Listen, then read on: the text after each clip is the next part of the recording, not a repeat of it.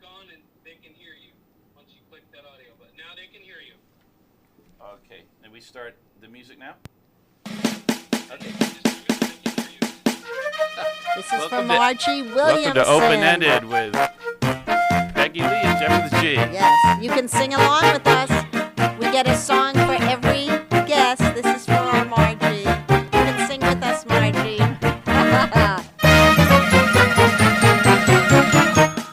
I'm a Yankee Doodle dandy, a Yankee Doodle do or die.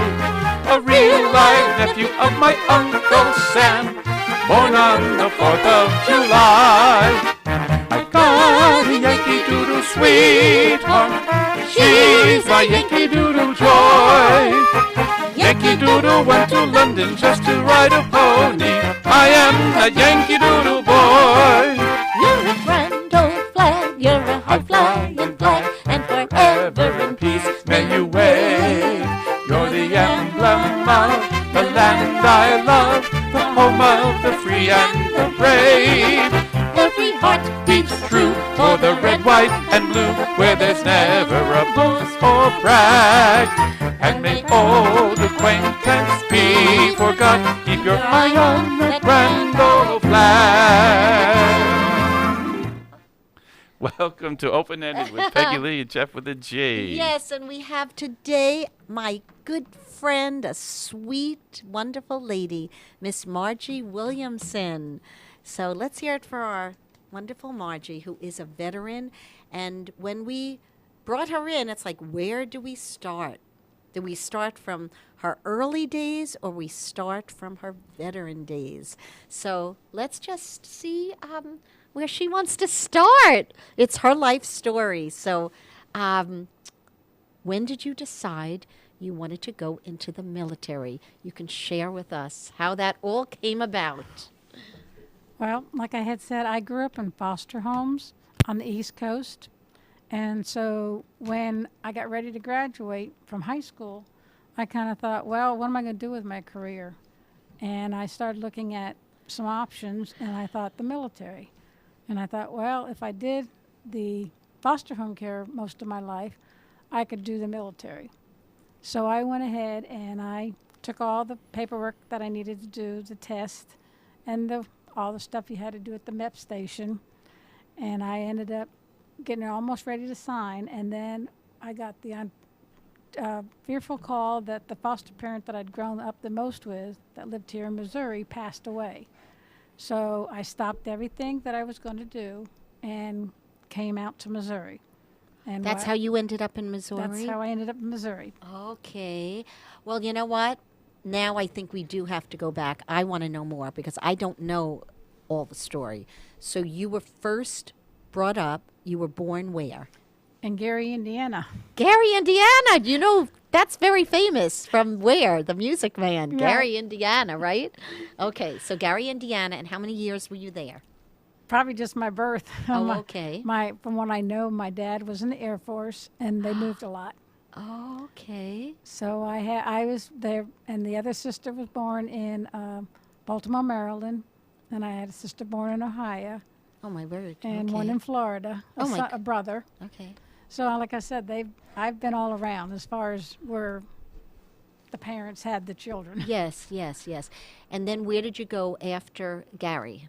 Where were you brought? We ended up in a little town, or actually the township I'm trying to think of township now. Just kind of lost it. I went into towns like New Brunswick, Edison. New Jersey. Yes. You know, in New Jersey. you know, Mr. Geoff is a Jersey boy. Oh, I went to Rutgers College, So which is did right I. next to... You did? Margie, I never Oh my knew that. gosh. Rutgers... That's amazing. Rutgers College or Douglas or, Rutgers University. Rutgers University in Yes. New Brunswick. Yes. See? It's so And funny. You learn new Middlesex things. County. That was what I was trying to think of. Was Middlesex Right. County. Are So- you rah-rah? Yes. So since I was in the foster care on the East Coast in New Jersey, the different areas that I had to live in, or they put me in, and they transferred me to different homes through a church. I went to New Dorm Chapel, and when the family decided, well, we've had enough, or basically we need to move on. I'd get moved to another home. How old were you when you first went into a foster home? Yeah, did I miss? Yeah, how did you? How did you get into foster system in the first place? There was some situation between the parents that the state stepped in Okay. and said that you need to go into foster care. Did all the kids go in different foster homes, your The siblings? one older sister did, Okay. and the younger brother, he did not. How old were you at that time? 3.5. You were little then. You were little, and you went to a Jersey foster home first. Actually, they took us to a detention center and a orphanage for a while. When they had orphanages in our country, that only, Detention center sounds kind of scary for a 3.5 3.5 year old girl. What is it? Yeah, Too what's young to do anything wrong. What's a detention center? We know Yeah. from school detention center, you sit and you go to the library and you. It was Yeah. pretty scary. And I mean, actually, when I was Rutgers, I majored in special ed, and I worked with learning disabled and juvenile delinquents. And I actually worked at this this place was called Spofford, and it was a place for, it was a I remember that. Oh, do you remember Spofford? Yes, I do. Wow. You've heard of Okay. it? Were you Yes, I had. were you there, or you just knew about it? Were you? Because that's what I know of in terms of being a youth detention center near Rutgers. Being yeah. so young, I wouldn't know if Ah, that was actually where you we were, at, right. But that Okay. I'm very familiar hearing that name, Spofford. Wow. So then how long were you in the first home? The first home was an older couple, and their name was Yates, Uh-huh. Yates, Uh-huh. and they had taken a lot of children. Okay. And from what I can tell from the records that I have with the state, it was probably 2 or 3 years there. Okay. Special people, older couples Yes. taking in. And then she passed, and Oh. so they sent me on to another foster home. Okay. And it didn't seem to work out. They didn't want to have children after they had us, so then we went to another foster Did you home. go with your sibling, the one sister? sibling. Always with your sister. Just the one sister. Is that the one who lives in Kentucky? No, she Okay. lives in Kansas. Okay. And then we went to a one that was the Kings. That was the one that I went from about age 5.5 to 13. That was the Okay. longest one I stayed in. Okay. Now you remember all of these? Or Yes. From As I 3.5, you remember? Well, yeah, I kind of remembered, moving around, and I remember moving around with my sister. Okay. Were So- they a nice family? 5 to 13 years old. Those Yeah, are they were the ones I good, think that formative. gave me my morals and my what I have from today. okay. Those are formative years. Right. Yes. I remember going to the church with the New Durham Chapel, and every year they would pick someone to go to a camp called Word of Life Oh, with Jack Wardson. of course we've heard of Word of Life. From And I went East there. Coast. I went You know there. Word of Life. That's where John Working, I do believe, has gone. I went there Okay. for 3 years. Yes. I got sent by the church the first year, and the next 2 years, I worked my way to try to get there so I could go. Okay. And then after that, it seemed like when the Kings moved out here, my mom was in the picture to give me permission to come here. But back then, the laws were she could change her mind at the last minute, and that's what she did. Oh, wow. Okay. So at age 13 on until I graduated, there was a number of foster Oh, homes. how was Number. that? How was that? So in other words, your mom wouldn't let you leave the state That's of New correct. Jersey. Yes. That She was her. wouldn't take That me- was her power. Yeah, she Yeah. wouldn't take me back, Yes. but she said she can't go. No, we know. We have. You That's know, our daughter Helena is a adopted child, but she's international. And that's one thing I wish I had always had a chance to do. And that was another thing my mother did not allow, well, To be adopted. to be adopted. Now, the Yes. laws have changed. yes, they have. And they have a habit where they have the child, to protect the child. And I actually worked in that in Kentucky for a while. I worked on a program called Foster and Adopt Program. Okay. And I did home studies to try to get children Oh, that you needed, because I did. figured I was a foster child, I could help. Yes, yes. Well, guess what, Margie? When you just said I wasn't allowed, I wanted to say to you, Margie, it's never too late for you to adopt someone. I know, I thought about that. You know what? I got that. You're such a wonderful lady. You would be such a blessing. So Okay, maybe so- that's a word for you to think about. Amen. Yeah. So 13. You were going to come to Missouri with the Kings. Yes. With the really good foster family that you had. Yes. Okay. So they went. They They- came here without you. Yeah, that's Okay. correct. it's interesting that you're here now, but we'll get to that. Yes. So 13 to 18, you Stayed were in obviously in high Jersey? school. I Yes. mean, junior high to high school. Where'd you go to high What school? happened? What?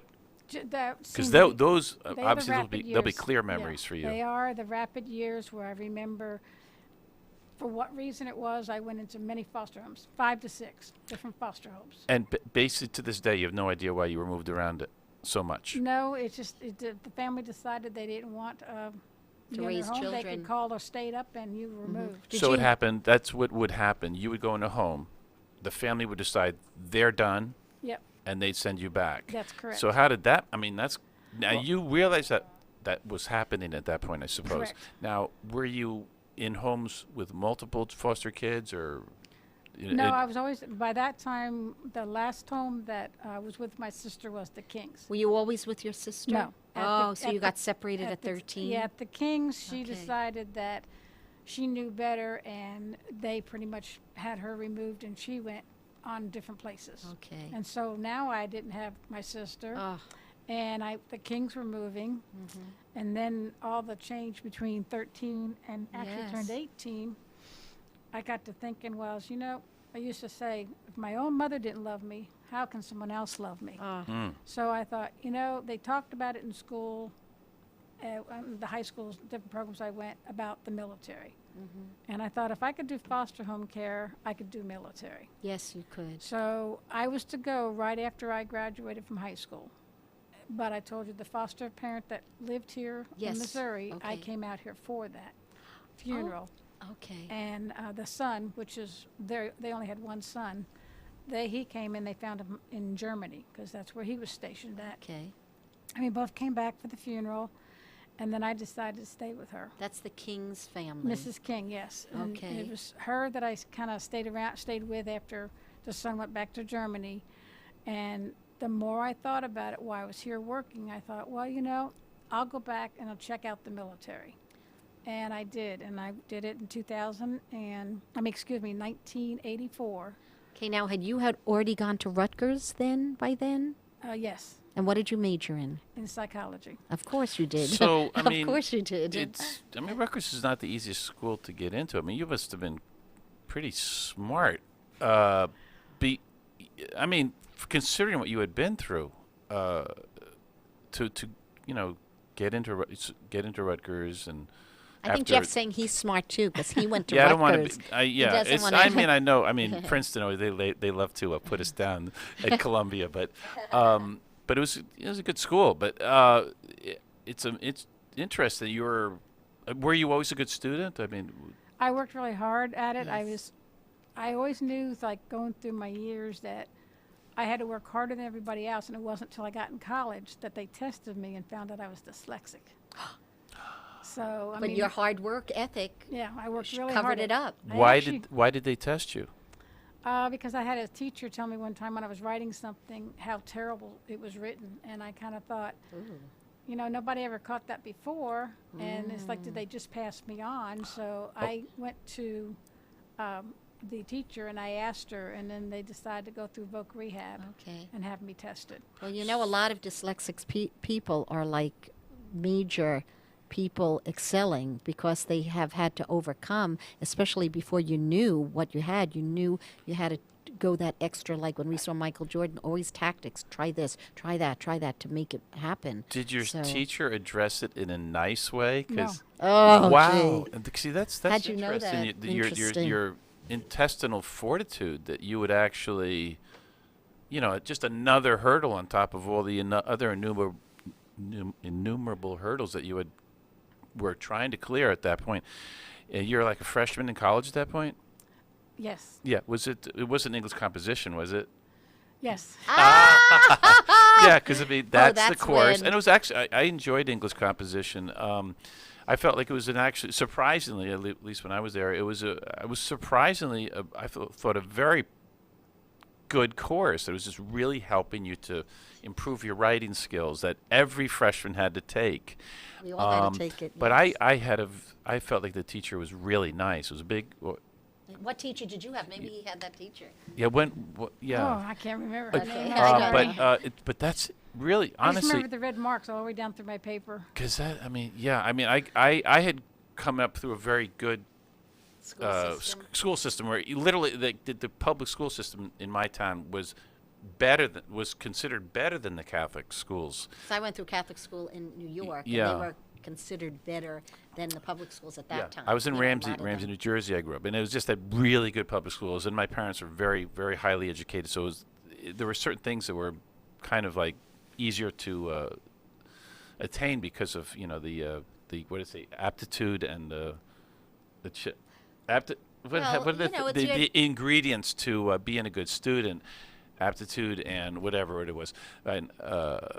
But I think when you go to college, the writing courses, I remember taking Victorian Lit, and now that we are able to look everything up, I remember all the red marks because it was a paper on Jane Eyre, and I titled it The Ostracization of Jane Eyre, which the whole time I'd say the ostracization, and she kept saying, not a word, all these things, not a word. And I looked it up recently. It's a word. But I had all these red marks, and I used to didn't get tease a her new about that, word. too. I was like, oh, wait a minute. I'm still not. The jury's still out, but I look at it up every once in a while. I think it actually is a word. But anyway, so Yes, this getting back. teacher, she was not nice. No.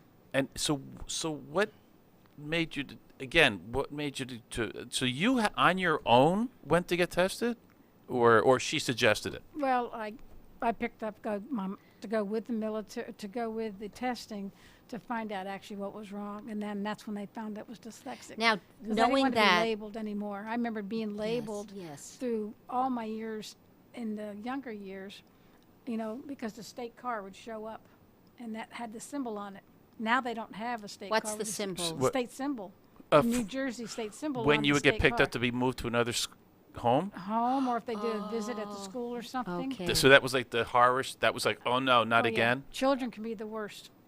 Yes, we know. They There's can be the mean worst. kids. Oh, they teased you Yeah. about Yes. it. And No. then I had the problem, like I was trying to, understand stuff and couldn't figure out why I couldn't, yes. move it forward. So I turned it around and said, I'm going to do Work it for the good. best of everything. Did you write? Amen. Did you write letters backwards? Because that's the obvious. Backwards, and then when I took a test, I got my B and D backwards. I knew that because that's what they, that's what they Yeah, say. yeah.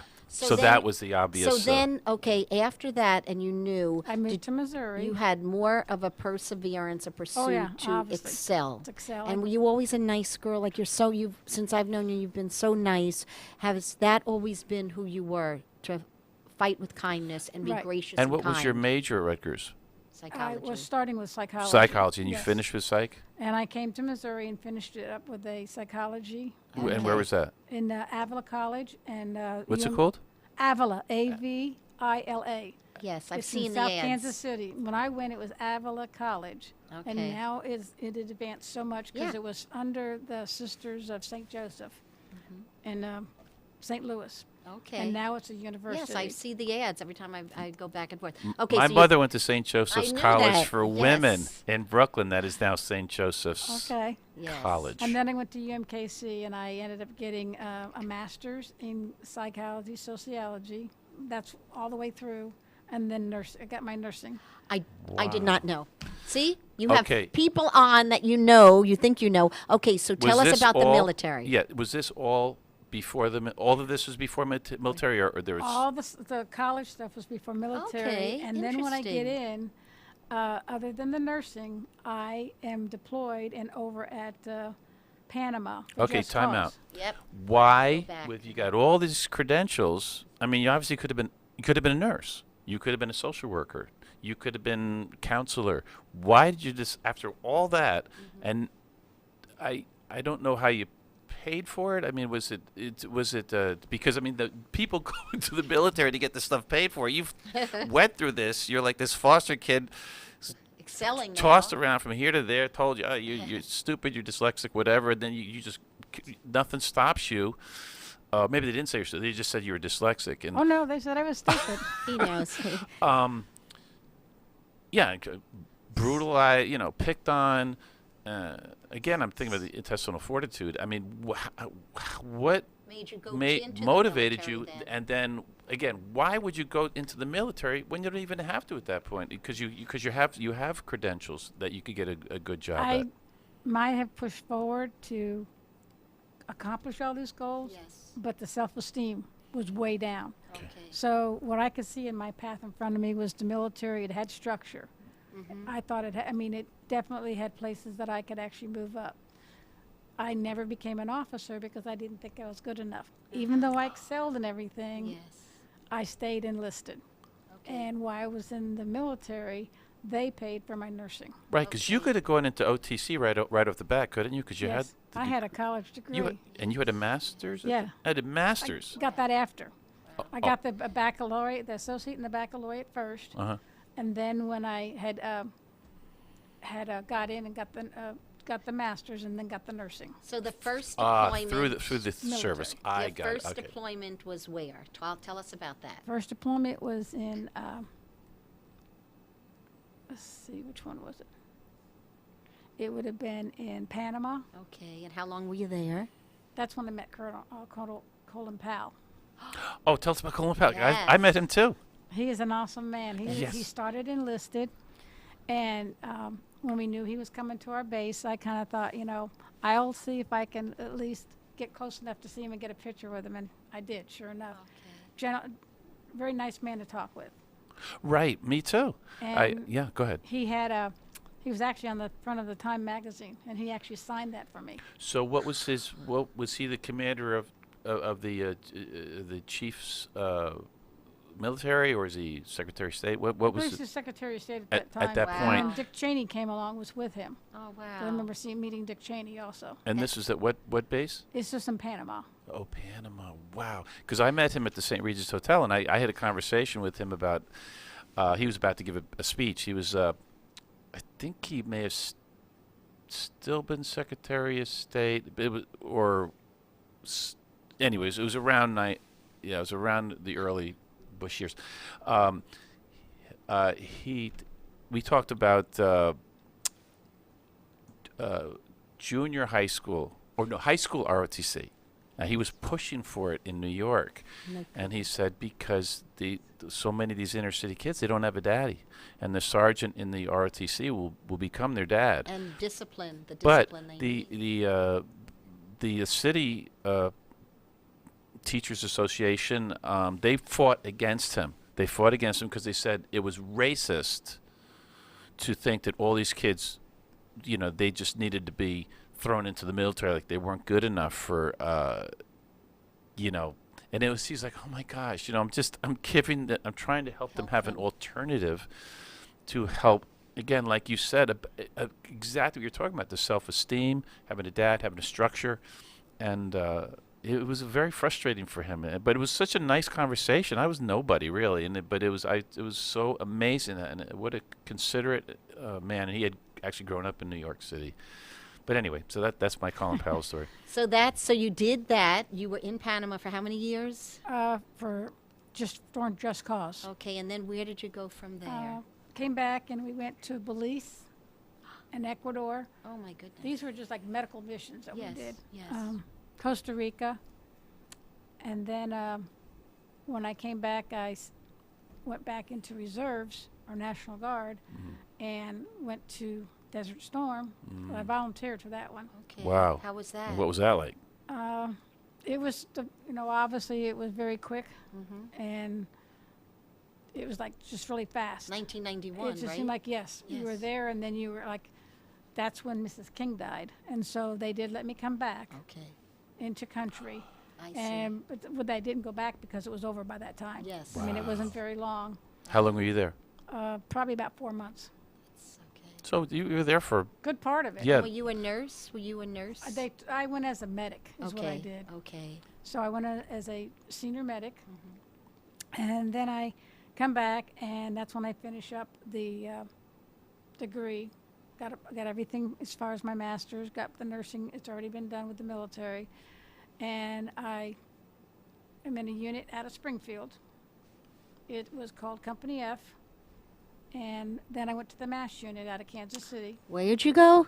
The MASH unit out of Kansas City. Share about Peg was that. at a MASH unit for 1 week. Yes, I was. Yes. But I don't think I served like you served. Well, what I saw that I did through my military career, I actually excelled. I excelled in rank so fast that my head spun. Then I was trying to go for an officer. What did you do right? I took what I had always decided when I was younger. I wanted to do something that would help people. I wanted to do a career that would help people. And the one I could find in the military was nursing, medical. And so I had seen that I just excelled in that, and apparently excelled in leadership, that I got accommodations and awards for my military career. You always good in science, that field, because that's not an easy field.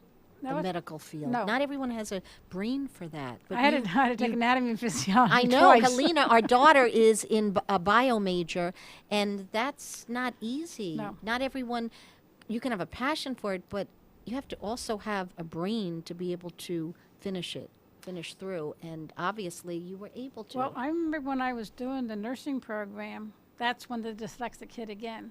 Really hard, because you had to know how to spell the words. There are so many Yes. medications that are exactly alike. Oh, gee. And what the instructors finally had done was they realized it, and they said they actually sent to the board that I could take it verbally if I needed to. And I said to them, no, I'll study. I will study to my heart's content. And obviously I went before the board when everyone else did in the nursing program, because it was the LPN that I'd gotten. And I passed the boards. They had, taught they taught students for 10 years. And out of the 10 years, those two instructors, nobody had ever failed. And I wasn't going to be one of those that failed. No. You know what? Everyone, we get a scripture for everyone and a song, and that, that was your song. But all labor is profitable. And your labor throughout your life, working hard, it was profitable for you to attain that. Your hard work, all those years of overcoming the dyslexia that you didn't even know you had, but you had to work harder than others. That's amazing. I used to say I excelled at the stuff, and then it's like I looked at it that I had to be perfect. And you don't have to be perfect in this world. No, only Jesus was perfect. Correct. Did your faith help you get through? Well, that was one thing. Like when I was in basic training, because of my college, I had already gotten the baccalaureate by that time. They put me in leadership position. So that pushed me to start the leadership. Had no military background, and not realizing, trying to lead 30 other soldiers. And I excelled at that, and was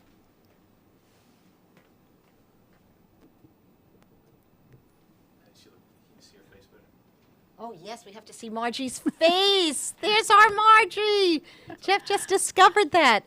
Okay, so go ahead, Margie. I excelled in that because when I went there, some of the awards I got was Soldier of the Cycle. What is that? Soldier of the Cycle. And what is that? That is basically when you get selected out amongst the leader people that are doing the training through the basic training, and you go before a board and do actually the history of the military. So I got the Soldier of the Cycle for that. And then I also got the highest PT award that could be given at that time for my age, because I didn't go in until I was 29. Wow. PT physical therapy? Yes. No. PT is, the PT test, which should be the physical therapy. Yeah, you're running. Wow. and Were you your always push-ups. athletic? Were you always an athlete? Yes, when I was younger, I Okay. think I definitely excelled in that. To Okay. be running, I think what I did, I realized in it later when I'm looking at how I perceive things in life, I ran for, just to get the frustration off, to get love running. Absolutely. to get the anxiety off. So were you on a team, or did you just run because you love to run? Well, I tried to get on the school teams to know the times that I was in Oh, yes. in their school system. But you were in and out. Yeah. Okay. Yes, I was. But isn't it true running is very therapeutic? Yes. It is. I saw that when I was doing the military that to me it seems like it released stress. And I just remember one time when I'd come back from basic training and I was doing a test against other soldiers. I was 30 then, and I actually did the PT test, push-ups, sit-ups, as a 19-year-old male. Whoa. About Wait, as a 19, as a You were 19-year-old, that good? I had over 100 push-ups I'd done for my age. Oh my! And you're Me- little. You're me- not even a big. now were these men's push-ups? Yes, we couldn't Oh do my- the knee. We didn't do the knee in the military. Oh, My gosh, that is How would pretty you- amazing for a little petite. you have a little Girl. arm. You don't have like these. I- Or maybe I underneath mean- all of that. I mean, girls sometimes can't do I any can't. men's I push-ups. have to put my knees Right, down. Can you do any, Peg? No, I could do and one. Peg's a good athlete. And she's I good could in do shape. one. I run, but that's Yes. amazing. And the same with the sit-ups. Now the run was different. The run was amazing, but it wasn't the age of a 19-year-old. Well, you know what? I performed in Fort Bragg. That was one of my first jobs. Henry Latang put together a group called Touch of Class, and we went and performed at Fort Bragg.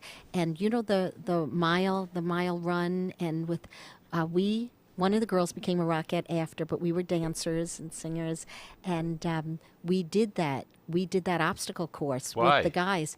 Because they were saying to us, "Oh yeah, you can do all this, but you can't do what we do." And we're The like, "Yes, you GIs? can." The GIs? And we did it. Yes, we did. They couldn't believe it. They could not believe it. I don't know if I could do it now, but I love to run also. But I don't have any strength in my arms. Dance is a sport. Dance is a Yes. sport. Helena, our daughter, was athlete of the week the first time ever in Missouri, where she was Branson High School, and they never had a dancer. And dancer is a sport. So Yeah. there you go. But I have no That's strength in another my arms story. like you. That's another She always- story. we like to sneak in. a Yeah, little. that's we okay. kind of open-ended. We bop. Okay, so you won that award for leadership, and then you won the PT. And tell us more about that. I came back to out of Fort Sam, and I just decided I was going to improve my leadership. That was a PFC that I went in, which is an E3. Okay, And- just share that term with us. What that means. PFC is a enlisted person is equivalent to an E3, Okay. which is private first class. Okie doke. And then I decide I'm going to add some more education, and I do whatever military leadership classes I can do. And next thing I know, I move up to specialist, which is E4. So how many years in the military? 22 in the Army. And I mean, Navy. 20 in the Army, 2 in the Navy. Tell us about the Navy now. The Navy was a little bit tougher as far as moving up my rank, but I went in as a corps. I could say corps person, but it is a corpsman. And when Why'd you jump to the Navy? Because they were downsizing. There was a time they were downsizing a lot of different units. Oh, so you were able to. So I checked out as a National Guard. I went over to the Naval Reserves, and I was bound determined I was going to not lose my rank. I Right. got my E6 by finishing up my nursing. Okay. I was a 5 and then a 6, and then I was going to check out the officer candidate and went to the Navy instead. And I took my oath, and they wanted to drop my rank, and I said, no. Good girl. You stayed strong. I said, what do I need to do to get keep my 6, which there would have been petty officer first class. And they said, well, you have to take all these tests. I mean, they were stacked high, all these books. And they said, you have a year to do it. And I said, okay. They said they'd never seen anybody that did it in 4 were good. months and had 100% on all the tests. And so I got to keep my rank as an E6. 100%? And I did it in 4 Gee. months. So, I mean, Amazing. wow. Okay, well, I that's didn't amazing. know all this, that you were also a brainiac. You're really nice. But you know what we have to talk about? You know what we have to talk Go. about? How I met Margie. All right. Okay. I do have to, because Margie Margie, is tell a also story. a comedian. She's funny. All right. Tell the do you want story. to tell how it all came about? Miss We have 10 GC minutes. Resorts. Okay, go ahead, Margie. I'm an owner at Grand Crown, and the person that was running the program for that year for the Owners Week, she called me, and she asked me, did I want to be an attendant or what they call a candidate for a pageant they were going to have for Miss GC. And I thought about it, and I thought, okay, I will. So I have the support of the other friends that I have at Grand Crown. And so I was there at Thanksgiving and Christmas time, and Owners Week is in March. And I'm still trying to decide what I could actually do. I thought This about was a pageant with talent. yes. And So I hosted with George Dyer. Okay, just so you know, this was a real, you have to walk, you have to do talent, you have an interview.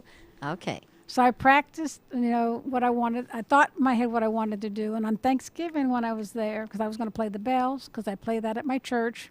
Can't read a stitch of music because I do it by listening. Okay. By, That's a talent, ear. and yes, by ear and then counting. So then I thought, well, I'll play bells.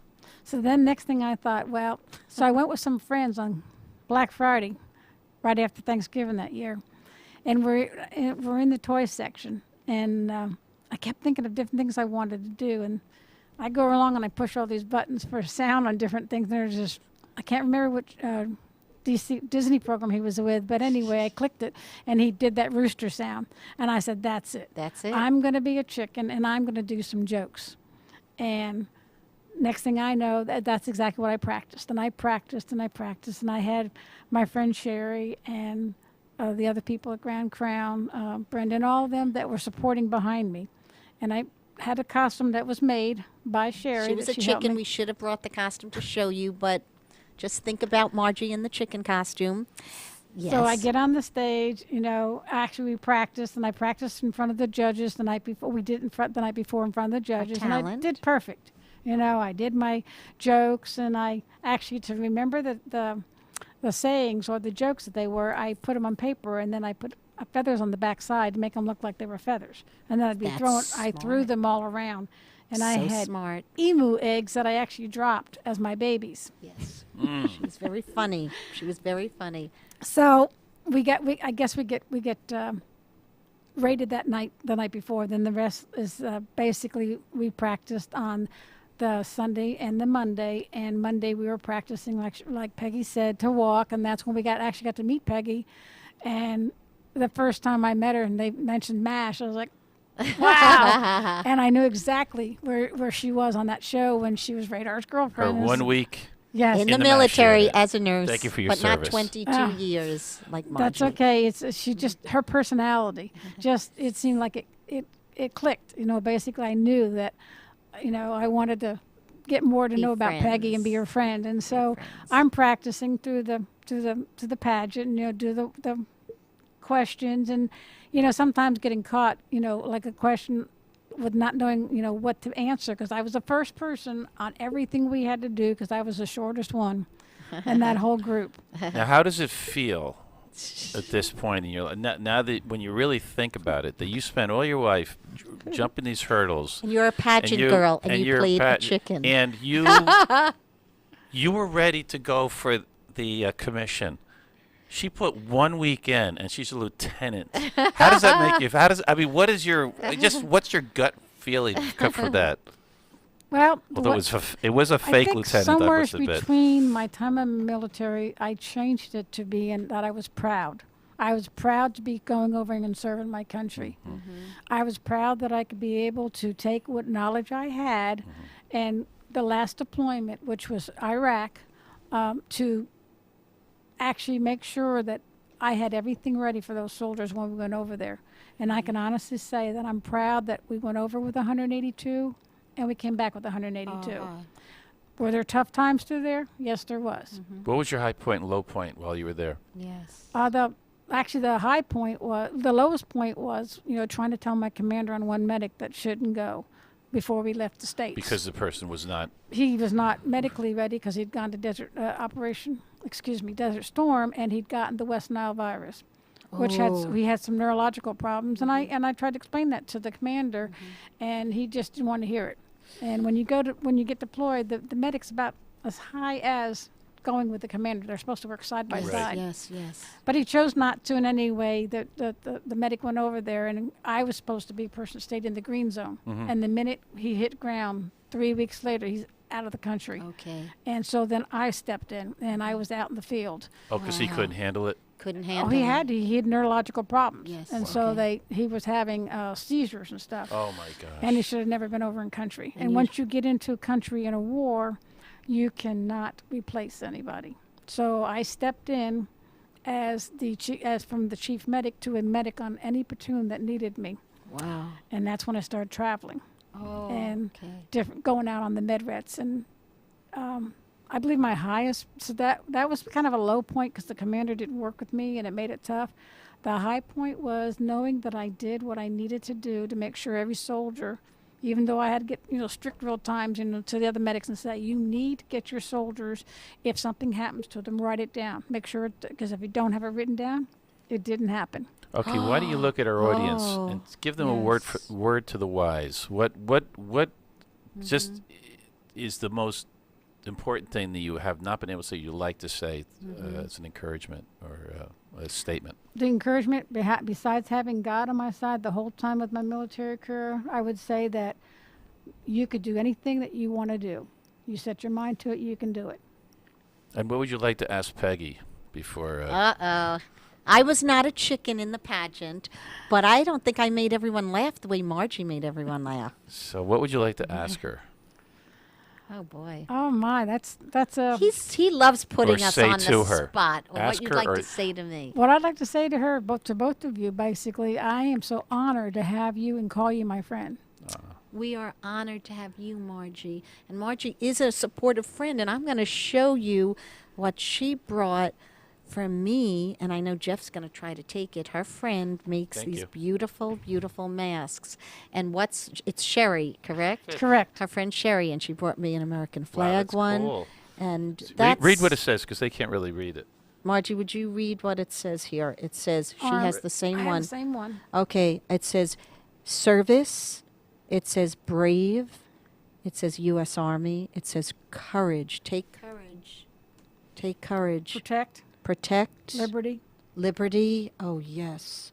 Amen. We need to pray right now for our country, that our country would be protected and that God's hand would be on it and God's justice would reign, love would prevail. And Lord, we need you. And we thank you that you have people like Margie in our country who are willing to serve. And the Bible says, greater love hath no man than to lay down his life for a friend.